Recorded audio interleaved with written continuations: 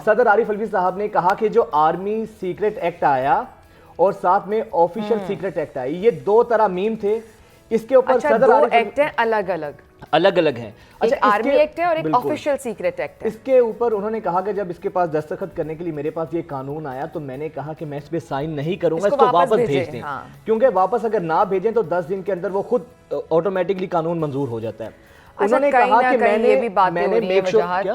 बातें हो रही हैं कि बस सदर मुमलिकत ने ना अपनी जान छुड़ाई है कि उनके घर पे ना आ जाए सारे पीछे वाले, जिस तरह करते होते हैं, इनकी आदत है। अच्छा, कुछ भी हो सकता है, लेकिन जो उनका मौकिफ है, उनका ये कहना है कि मैंने मेक श्योर किया कि ये मुसव्विदा आपने वापस भेज दिया है। तो कहते हैं कि मुझे यकीन दहानी करवाई गई कि हाँ जी वापस भेज दिया गया है। तो उसके बाद जब वो हुआ और पता चला कि मंजूर हो गया तो फिर उसके बाद उनका ट्वीट सामने आया। उन्होंने कहा कि मैं अल्लाह को गवाह बनाकर कहता हूँ कि मैंने ऑफिशियल सीक्रेट तरमीमी बिल 2023 और पाकिस्तान आर्मी तरमीमी बिल 2023 पर मियां दाऊद हमारे साथ मौजूद हैं, माहिर कानून है। अस्सलाम वालेकुम मियां दाऊद, बहुत शुक्रिया आपके वक्त का। अच्छा मियां दाऊद, ये खबरें जो गर्दिश करी हैं कि आप भी इस तमाम तर वाक़े से आपके इल्म में होगा, ये अहम बिलों पर दस्तखत से मुतालिक जो सदर की तरदीद है उसके बाद एक नई हलचल तो पैदा हो गई है। इस मामले के सियासी मंजरनामे पर क्या असरात होने वाले आने वाले दिनों में?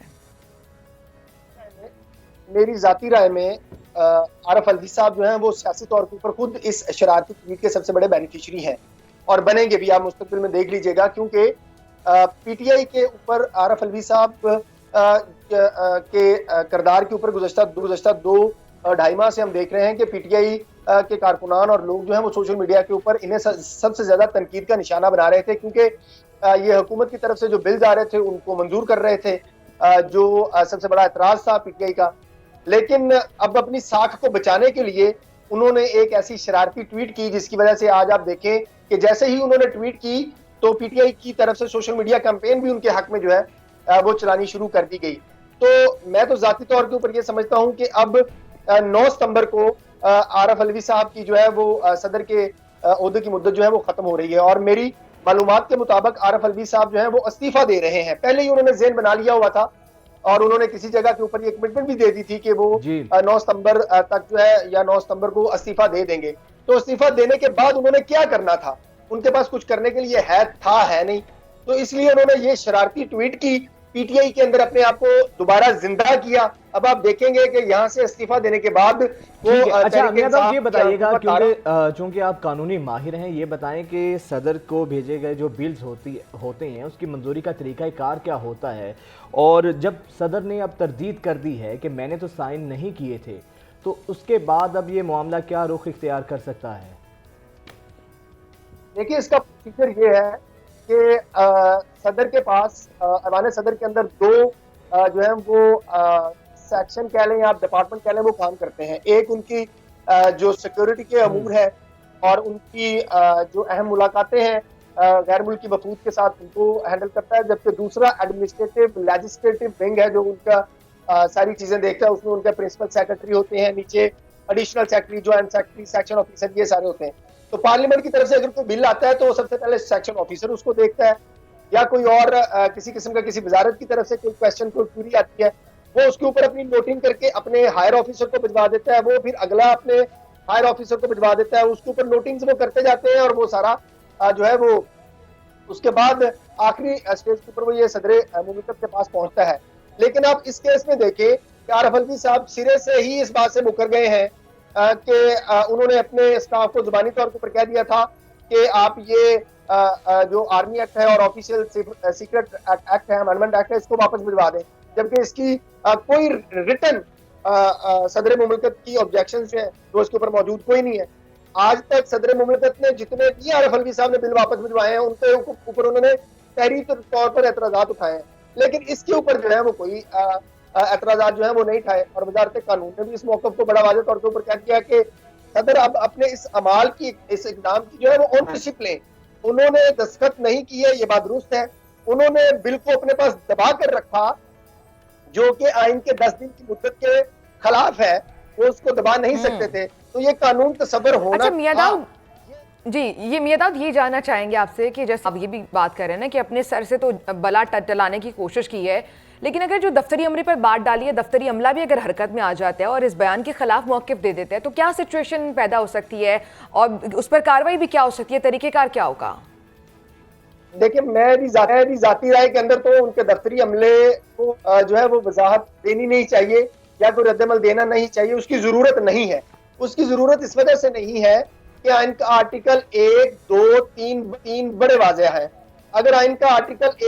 75(1) जो है वो ये कहता है, 75 का सबसेक्शन 1 ये कहता है कि सदर या तो 10 दिन के अंदर उस बिल को मंजूर करेगा या तहरीरी एतराजात लगाकर वापस भेजेगा। अगर वापस भेजेगा तो फिर वो के आर्टिकल 75(2) की में फॉल कर जाएगा। दोबारा पार्लियामेंट जो है वो उसका जायजा लेगी और उसके बाद फिर वो सदर को मंजूरी के लिए भेजेगी, फिर सदर ने उसको मंजूर करना ही है। लेकिन अगर सदर इन दोनों आर्टिकल्स में अगर कोई काम नहीं करता और बिल को अपने दबा के रख लेता है, तो फिर आइन का आर्टिकल 75(3) जो है वो आज खुद एक्टिव हो जाएगा। तो जब आइन की सूरत हाल बड़ी वाज़ेह हो तो उसमें किसी रद्द अमल की या अवान सदर के किसी स्टाफ की जरूरत नहीं है कि वो अपना मौकफ दे कि सदर सच बोल रहे हैं या सदर झूठ बोल रहे हैं। जब बिल्कुल वाज़ेह तौर के ऊपर नजर आ रहा है कि आरफ अलवी साहब झूठ बोल रहे हैं, शरारत कर रहे हैं, तो फिर उनके ठीक झूठ है, और शरारत बताइएगा। अब तो चूंकि ये भी हो चुका है, कानून मंजूर हो चुका है, तो आरिफ अलवी साहब की तरदीद के बाद क्या ये बिल रिवर्स हो सकता है, और अगर होगा तो किन वजूहात की बिना पर होगा, किस तरमीम किन कवानीन के तहत ये बिल रिवर्स होगा? देखिए, ये तो अगर जैसे कि पीटीआई वाले शोर मचा रहे हैं कि वो इसको चैलेंज करेंगे, वो अगर चैलेंज करते हैं, देखते हैं कि अगर वो अदालत इन तमाम आरिफ अलवी साहब की ट्वीट का जो है वो नोटिस लेती है, उसको गौर करती है, उसके बाद फिर सारा रिकॉर्ड का जायजा लेती है, तो फिर तो अदालत इसको रिवर्स कर सकती है। लेकिन क्योंकि इसके गजब नोटिफिकेशन जारी हो चुके हैं और सदर मुमलकत अपनी ट्वीट में ये बात तस्लीम कर चुके हैं कि ये कानून बन चुका है, तो फिर मेरा नहीं ख्याल कि कोई अदालत जो है वो इस पूरे कानून से मुराद जो इसमें तरामीम की गई हैं, उन तरामीम को जो है वो सेटिसाइड करेगी, क्योंकि आइन बड़ा वाज़ेह है। अदालत की तरफ से ये बहुत मुश्किल होगा कि वो आइन में दिए गए इख्तियार को,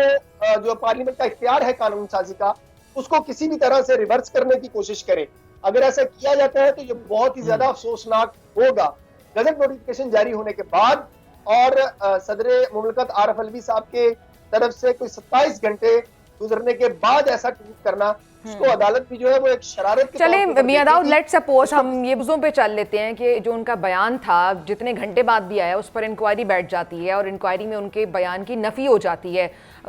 उनके अगेंस्ट आ जाता है जो भी फैसला, उसके बाद क्या असरात होंगे? बिल्कुल होंगे, क्योंकि सदर मुमलकत ने ये हलफ उठाया है कि वो आइन के मुताबिक काम करेंगे। अगर सदर मुमलकत जो है वो आइन के मुताबिक काम नहीं करते तो मुतल्लका वजारत जो है और जो मुतल्लका अदारे हैं, वजारत कानून है या ऐवान सदर का स्टाफ जो है या रियासत खुद अपने तौर के ऊपर वजारत दाखिला जो है वो सदर मुमलकत के खिलाफ कोई भी कार्रवाई जो है वो इनिशिएट कर सकता है। वो कार्रवाई इनके खिलाफ हलफ की खिलाफ वर्जी की सूरत में इनके ऊपर जुर्माना आयद किया जा सकता है, इनको सजा दी जा सकती है। साइफर के केस की तर्ज का कोई मुकदमा जो है वो आरिफ अलवी के ऊपर दर्ज हो सकता है, क्योंकि उन्होंने अपने हलफ की खिलाफ वर्जी की। क्योंकि आइन का आर्टिकल 75 जो है वो बड़ा वाज़ेह तौर के ऊपर कहता है कि आपने या तो बिल के ऊपर 10 दिन के अंदर मंजूरी देनी है या वापस भेजना है। अच्छा, लास्टली में आइएगा कि अगर तहकीकात होती हैं और सदर आरिफ अलवी साहब का मौक़िफ़ गलत साबित होता है, तो क्या इसके बाद वो अपने ओहदे से रिज़ाइन दे सकते हैं, या आप समझते हैं कि इस तमाम मामले के बाद एक पॉलिटिकल वैक्यूम पैदा हो जाएगा? मैंने जैसे पहले आपके सवाल में ये गुजारिश की, सदर था वो इस्तीफा देने 9 सितंबर तक को दे देंगे या 9 सितंबर के आगे पीछे दे देंगे। वो इस्तीफा देने से पहले उन्होंने अपने आप को सियासी तौर के ऊपर जिंदा रखने के लिए